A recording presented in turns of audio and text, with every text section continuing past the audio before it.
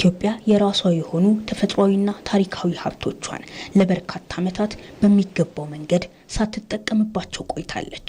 ለዚህ አንዱና ዋነኛ መገለጫ የሚሆነው ደግሞ ኢፍትሐዊ በሆነ መንገድ ያጣችው የባህር በር ነው። ይህ ታዲያ ኢኮኖሚያዊ ሸምቀቆ ሆኖባት ቆይቷል። በዛን ወቅት እንቅስቃሴው በጣም ደስ የሚል እንደው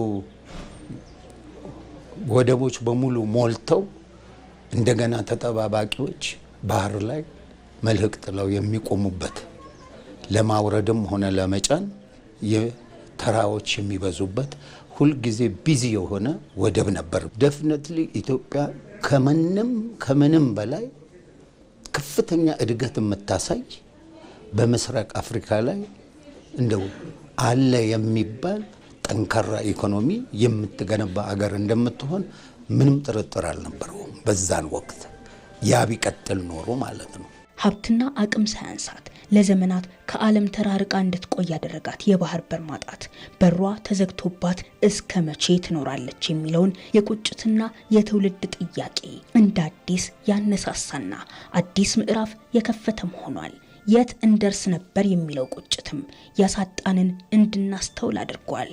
የሚገባንን መጠየቅ ነውር አድርጎ የሚያስብ የሚገባንን ማንሳት ትክክል አይደለም ብሎ የሚያስብ እሳቤ፣ ይሄ ደግሞ የትርክቱ ውጤት ነው። ሚሊዮን % እርግጠኛ ነኝ ኢትዮጵያ ተዘግታ አትኖርም። ማንም ፈለገም አልፈለገም 30 ዓመት ከዚያ በላይ የወሰደ ትግል ነበር። ታውቃላችሁ። ሌላ 30 ዓመት ያስፈልጋታል ብዬ ግን አላስብም።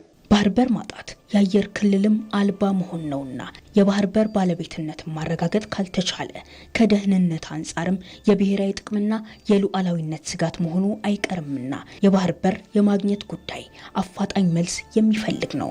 የአየር ክልል የአንድ ሀገር ቢያንስ ከውሃ ዳር እስከ 12 ማይልስ ኖቲክ ማይልስ ይባላል። ያ ማለት እንግዲህ ወደ ኪሎ ሜትር ስንቀይረው እስከ 22.2 ኪሎ ሜትር አካባቢ ከውሃ ጫፍ የራሳቸው የዛ ሀገር ሶቨርኒቲ ነው። ከዚህ በኋላ ነው የሁሉም ሰው ወይ ደግሞ እነዚህ የዓለም አቀፍ የውሃ አካል የሚባሉት ሌሎች ሀገሮች የሚጠቀሙትን መድረስ የምንችለው ማለት ነው። ስለዚህ ወደ ውሃ አልደረስንም ማለት ወደ ውሃውም የለንም ባህር በር።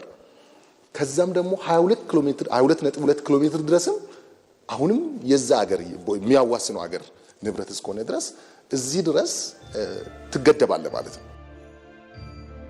ኢትዮጵያ ላለፉት 30 ዓመታት የባህር በር አልባ ሆና ቆይቷ በኢኮኖሚው በወጪ ንግድና ሎጂስቲክ ላይ ካሳደረው ተጽዕኖ ባልተናነሰ የአየር ክልል አልባ ሆና እንድትቆይም አድርጓታል።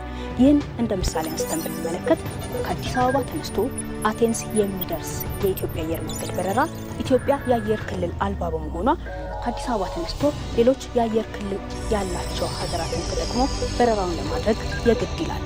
ይህም በየቀኑ ከ500 ኪሎ ሜትር ያልተናነሰ ተጨማሪ ጉዞና ተጨማሪ የነዳጅ ወጪም እንድታወጣ ያስገድዳታል። ይህንን በአመት ብንመለከት ኪሳራው ቀላል እንዳልሆነ ማየት እንችላለን። ረጅም መንገድን በመዞሪበት ሰዓት አንድ ሀገር አየር ክልሉን ከልክሎሽ ምን ሆነ? አንደኛ በጣም ብዙ ፉል እንጠቀማለን፣ ሁለተኛ ደግሞ በደንብ መጠቀም ያለብን ሮቴሽን አንጠቀምም ማለት ነው። ስለዚህ ይሄ የንግድ ዓለም ላይ ያለ በጣም ኮምፒት የሚያደርግ ኤርላይን ስለሆነ ይሄ አንድ ጫና ያመጣዋል። በተለይ ይሄ የቀይ ባህርና ባህረ ሰላጤ ኢንዲያን ኦሽን የሚባለው አካባቢ በጣም ዓለም የሚፈልገው አካባቢ ነው። በጣም ብዙ ንግዶች የሚካሄዱበት አካባቢ ነው።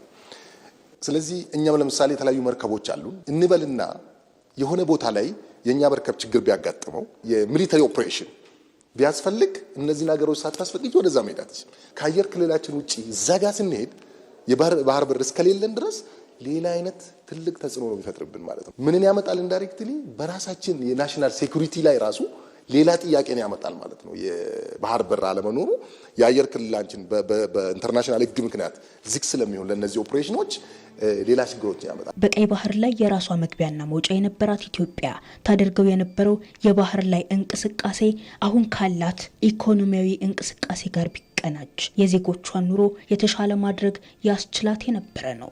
የባህር በር ጥያቄ እንዳያነሳ በገዛ መሪዎቹ እድል ተነፍጎት ምቹ አጋጣሚ ሲጠብቅ የነበረው ትውልድም አሁን የዓመታት ቁጭቱ ሆኖ የዘለቀውን የባህር በር ጥያቄ አግባብነት ባለው መንገድ መሞገት ጀምሯል። ይህ ወደ ስኬት እንዲቃረብም ያልተቋረጠ ስራ ይጠይቃል።